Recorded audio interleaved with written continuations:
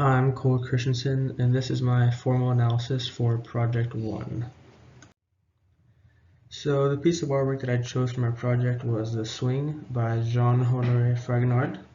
This painting was made in France around 1767, and it serves as a perfect example of a Rococo oil painting. As the name suggests, this is a very famous oil painting, probably the most famous Rococo oil painting, featuring a girl on a swing. The Rococo style of painting was developed in the 18th century France and usually depicts themes of love, youthfulness, and playfulness. The Swing by Fragonard is a significant piece in French history. It takes advantage of features such as directional forces, unique textures, lighthearted colors, and all these are in order to convey the themes of Rococo art. We can evaluate this art by using the expressive theory of art criticism along with the other two theories of contextual theory and formal theory. So the form of media that Fragonard created was a painting. When he was making the painting, he used oil paint, since Rococo art mainly focuses on using light-colored pastels. When looking at the painting, it's noticeable that he has used scale in order to make the girl seem bigger. This is because the girl is closer to the viewer than the other objects are, such as the man and the sculptures. This is representational art because this painting represents objects from the real world and they're recognizable. This painting is 3D. He did this by using values such as shading different shades of the color to make it seem like they're 3D. The texture of this painting and many other Rococo paintings tend to have a leafy or even shell-like texture because of the use of the oil paints. As previously stated, the colors he uses are similar to the shades of pastel colors, light-hearted colors. The lines in this art most seem to follow curved patterns, as even the ropes that the girl is swinging on seem to be curved. In the subject of the piece, which is deep into a forest or a garden, we can see a girl swinging while being pushed by some sort of butler, bishop, or some even say like ex-husband or current husband. To the left, there's a man who seems to be looking up the woman's dress as pointing at her, and upon closer look, there are Cupid-like statues. So a couple more facts about the painting. This was a historical painting made in France during 1776. This was in fact a commission actually. The commissioner was a baron named, it's a really long name, but Louis Guillaume Bailet de Saint-Julien. The purpose was to have a portrait of his mistress and himself. That's what he requested.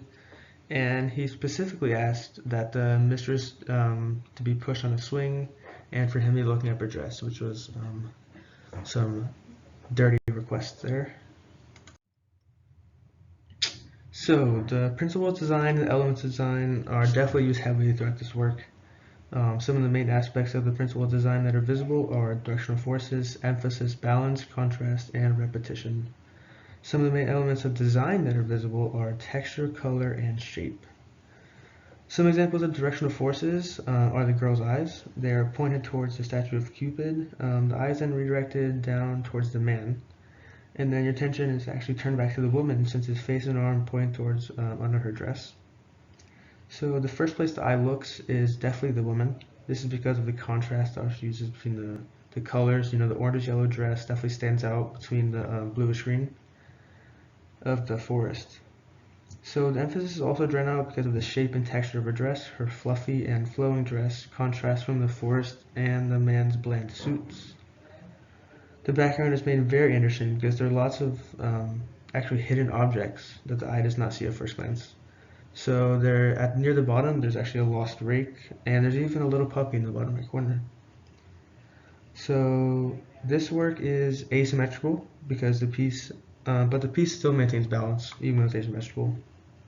This is because the objects on each side of the girl seem to cancel out almost. Like their balance is not a ton of people on one side. The statues aren't even on both sides. They're both spread out evenly around the painting. And even the colors are spread out. It's not just all dark on one side everywhere. So in order to prevent a sense of chaos in this painting, he combines these elements of color, texture, shape, and line, and creates patterns throughout the painting.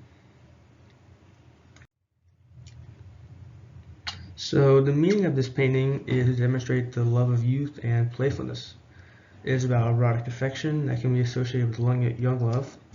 And you can see this because the young man and young woman are both secretly cooperating to allow him to look up her dress. This is not very much from the actual subject, since the meaning is directly visible in the work. Some indirect meanings that vary from the subject would be the dog barking, which I'll explain this now. So the dog is believed by some to show a sense of loyalty and warning to the other man who is pushing her. And the Cupid-like statues, which are Cupid, as you can see, is pointing towards the two children, and he's hushing them actually. So Fragonard was trying to express the flirtation between two lovers as was requested by the Baron, or even secret lovers at that. I believe that this is exactly the reaction the artist wanted to receive because before he started painting, he was given the emotions that were to be expressed and the guidelines to follow, and he executed those guidelines almost exactly. The title is not extremely important in describing the meaning, besides the fact that some people believe that the swing represents infidelity, as she is teetering between the two men and letting the other man maybe cheat on her with the other man. By drawing our attention to the desired places, using features such as contrast, balance, directional forces, and emphasis, Fragonard can easily display the emotions he's trying to get across. So, the three theories of art criticism. So, by using formal theory to evaluate this art piece, to start off, we can see that there's a great sense of unity because of his use of a focal point. By using the girl on the swing as a focal point, he's better able to show the asymmetrical balance and contrast. Directional forces lead the eyes all around the painting, and eventually end up back on the girl in the center. This painter is considered the most famous work of style painting, and Fragonard is known throughout the world because of it. In my opinion, this is a very effective method of evaluation because this art was purely for enjoyment and for the sake of art. So, contextual theory, the next one. We can see that this piece really has no intention of advancing a cause, serving the interest of people. It was really just for the pleasure of the Baron, and there was no intention to influence others to perform actions. So this art also has nothing to do with the time frame really, or the background of the artist. It just has to do with the Baron's flirtation with his wife. So I believe that this is not the most efficient use of theory, but the most efficient in my opinion is the expressive theory. This is because this theory stresses the importance of communicating ideas and emotions.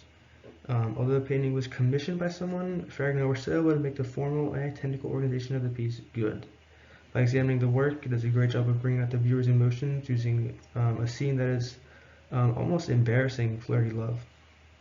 It is based on reality and seems to be genuine and not forced. It's not like he was forcing this painting. It kind of seems natural.